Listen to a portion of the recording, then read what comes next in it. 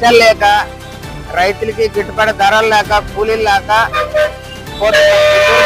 మెరకలు పోయడానికి పోతున్నాము. కూలీలు చూసుకుని అమరావతికి పోతున్నాం.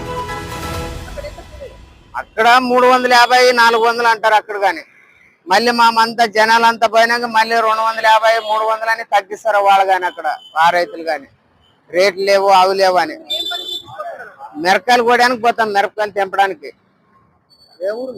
సంత్యకుళూరు ఆదోని మండలం. మా ఇప్పుడు 40 మంది దాకా ఉన్నాం. ఇంకా పోతున్నారు. నిన్న ఒక 3 బులోర్లు పోయినవి, ఈ రోజు ఒక 2 పోయినవి, మళ్ళీ రేపు ఎల్లుండి మళ్ళీ ఒక 2 3 పోతున్నారు. నా పేరు నింగప్ప. ఆ పంట పొలాలు సరిగా లేక వర్షాలు లేక గిట్టుబాటు ధరలు లేవు, దానివల్ల పోతున్నాం. నింగప్ప, సంత్యకుళూరు.